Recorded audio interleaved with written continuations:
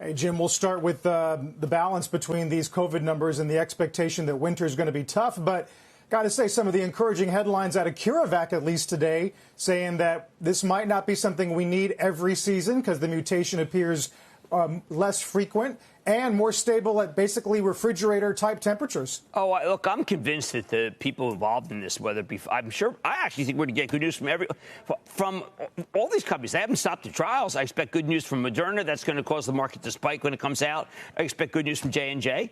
I expect good news from Glaxo's a little behind. But AstraZeneca, each time you get that good news, you'll have a spike up. But here's the problem, Carl. I keep thinking, what happens? When do we get it? When do we just go to Walgreens and just get it? And will everybody get it? I just think that it's just not.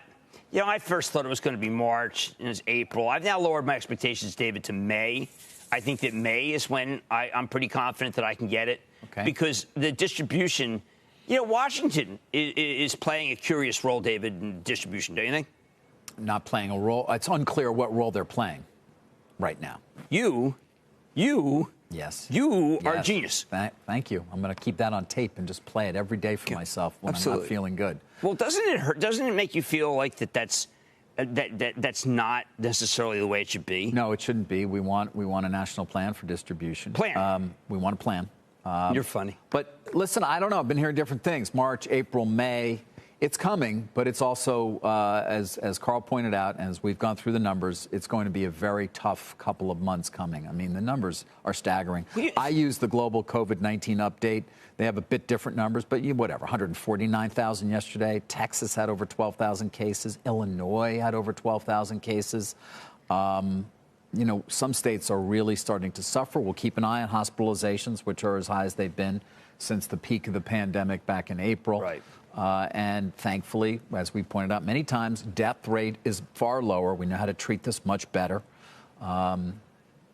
That's not necessarily drugs. That's just actual doctors understanding how to treat. Right. And so that's a great thing, but nobody wants to end up in the hospital. And so it's unclear where we're going to end up here in terms of further restrictions, not necessarily lockdowns, but further restrictions on the ability to go out and do things, because we do know, Jim, how this spreads. And typically that is indoors, people not wearing masks. Well, what's incredible is that we know no ventilation, indoors, viral load. We know these things, yes. But we're not really, we're a nation of rugged individualism that does not necessarily want to be able to say that you can tell me anything. You can't tell me that I should do contact trace. You can't tell me to get tested. You can't tell me to wear a mask. And that's that's the American way. And I think the American way is uniquely not so great in a pandemic. It's kind of cool when it comes to the rest of the things. Carl, when I look at these numbers, what I think of is, at what point, when you have Cuomo saying it's going to be, you got to close them at 10, at what point is it 9? What point is it 8? I have a company, Cisco, on tonight. They claim that the restaurants are still okay. But at what point, Carl, does it get too cold? And then the absurdity here is that a lot of these cases are linked to Halloween. Well, I mean, Halloween, great national holiday, but what happens when we get to Lincoln's holiday of Thanksgiving and the super spreaders come back, the kids who don't know it? I mean, so what are you just going to, it's so looming that I think we can't even pretend that the numbers are ever going to go down. I don't see it going down. Well, ever is a long time, Jim, but I know what you're saying. Certainly Thanksgiving, then Christmas. Yeah, Shepard Smith here. Thanks for watching CNBC on YouTube.